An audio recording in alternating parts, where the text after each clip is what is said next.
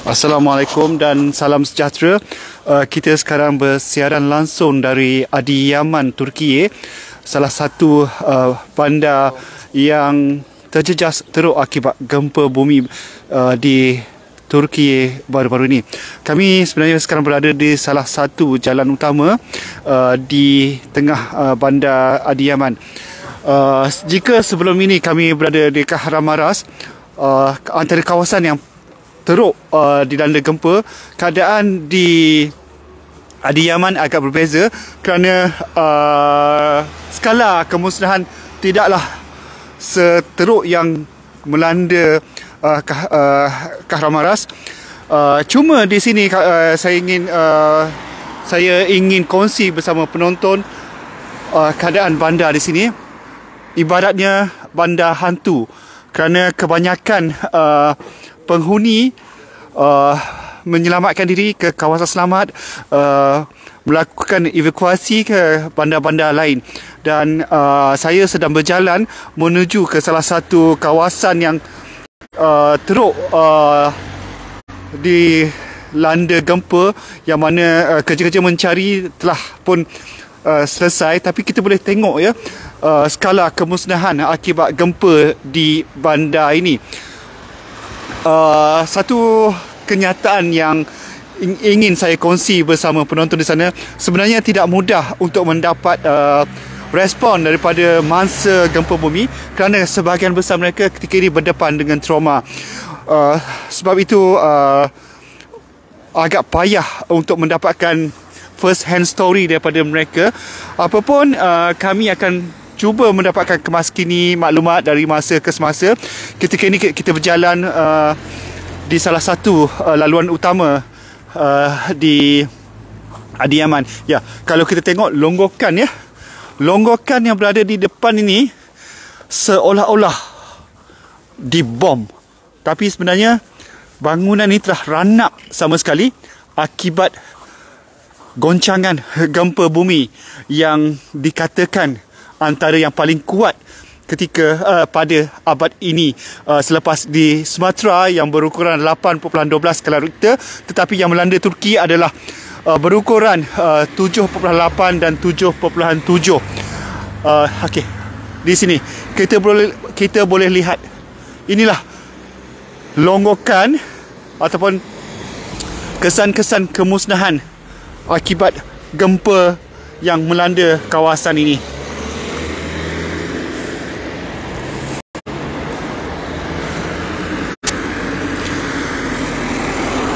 Menurut penduduk tempatan, dulunya ini adalah salah satu kawasan penempatan mewah di tengah Adıyaman. Tapi sebahagiannya kosong, lengang dan diibarat berada di bandar hantu. Ini dia. Inilah kesan akibat goncangan kuat gempa bumi di kawasan ini. Dan kalau kita lihat, kebanyakan kereta yang bersimpan siur adalah terdiri daripada penduduk tempatan yang pulang seketika untuk mengambil barang, dan para pekerja bantuan dari luar yang datang ke sini untuk membantu mangsa. Ini kalau kita lihat dengan dekat,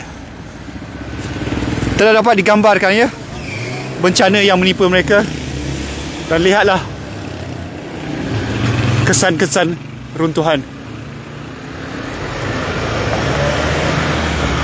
Saya cuba melangkah ke hadapan kerana di mana-mana kesan runtuhan bangunan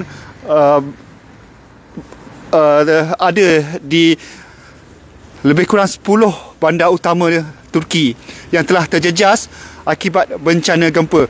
Dan okey, tak jauh, dalam 50 meter lagi kita akan nampak salah satu bangunan yang ranak. Okey.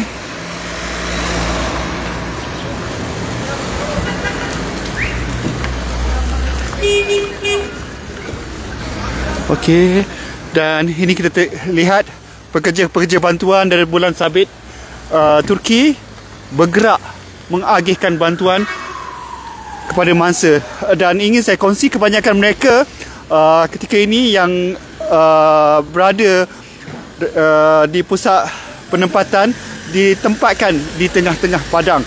Mereka khawatir untuk berada dalam bangunan. Sebahagian besarnya mereka dah begitu trauma akibat gempa. Oh.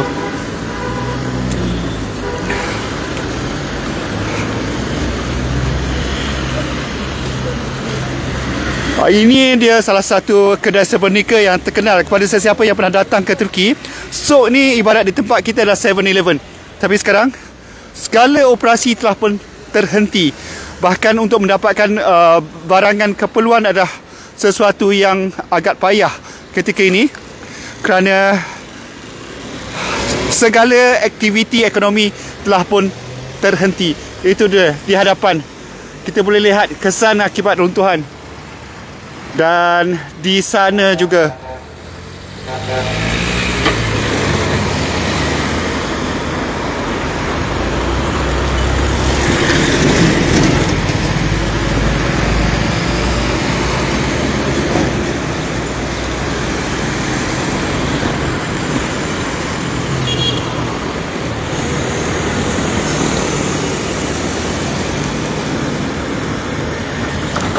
saya akan cuba pergi seberapa dekat mungkin ke kawasan depan, ke kawasan yang boleh kita panggil Ground Zero.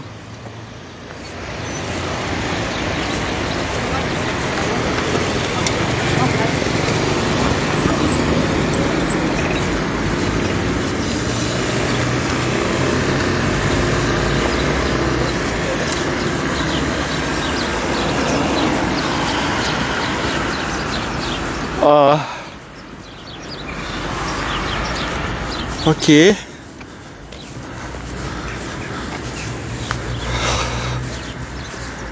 Saya tak boleh bayangkan dengan kata-kata trauma yang dilalui oleh mereka yang terpaksa menempuh bencana yang paling buruk.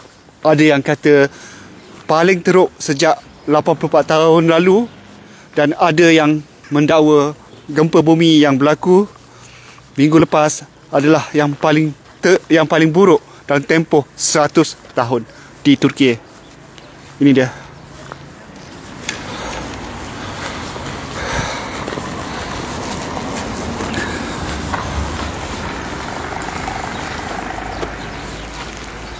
Kita lihat.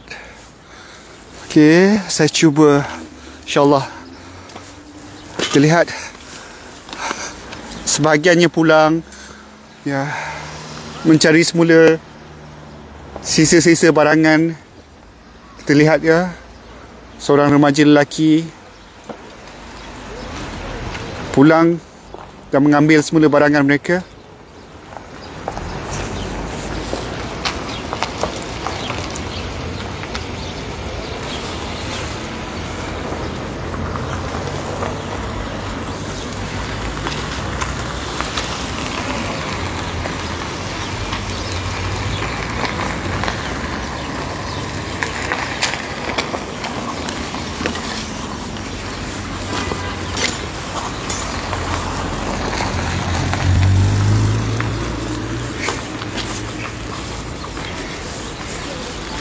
Ini adalah sebahagian kesan kemusnahan di bandar Adiyaman, antara bandar yang terkesan teruk akibat bencana gempa di Turki.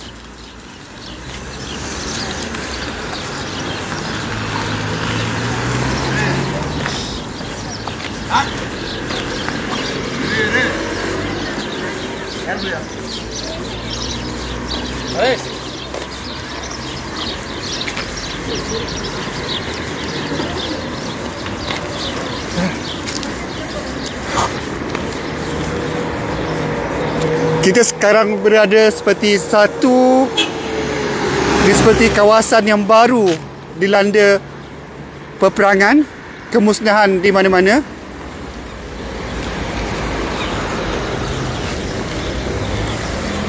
Dan saya memanggil bandar ini adalah bandar hantu, kerana semakin ramai meninggalkan Adiyaman mencari kawasan yang lebih selamat untuk berlindung. Mereka khawatir akan berlaku lagi gagaran susulan selepas ini. Semua aktiviti harian terhenti. Dan kita lihat apa yang menarik ya. Tiada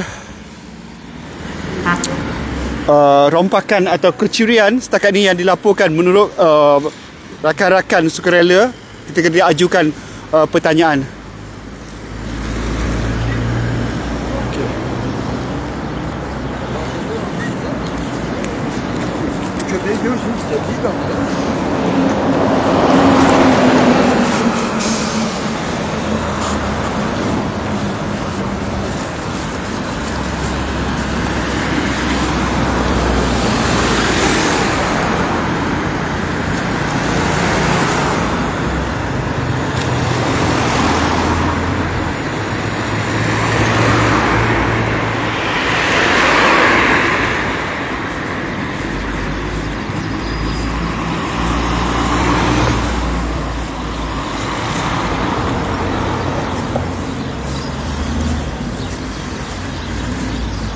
Kepada penonton di sana, kepada saya menjawab kepada pertanyaan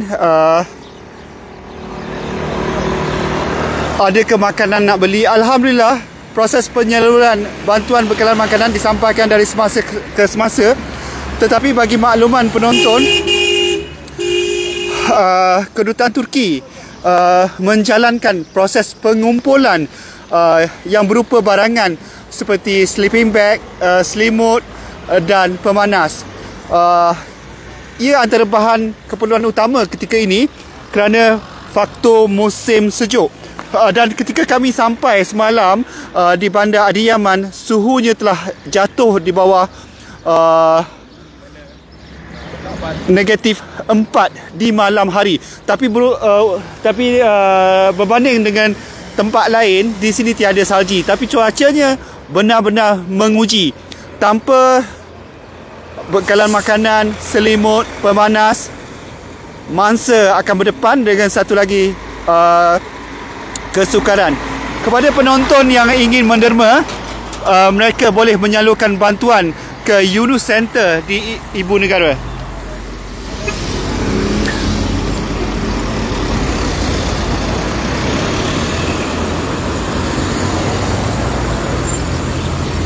Okey.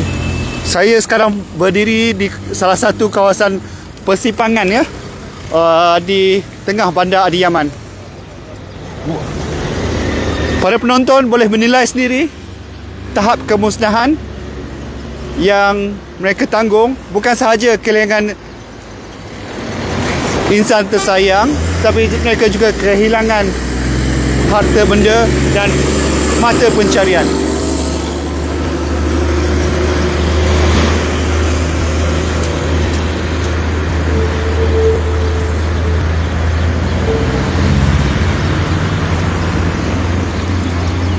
Dan sekali lagi, kepada penonton yang ingin menghulurkan sumbangan,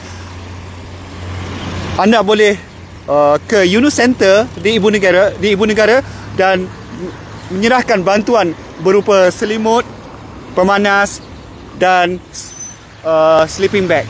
Itu adalah keutamaan ketika ini kerana faktor musim sejuk.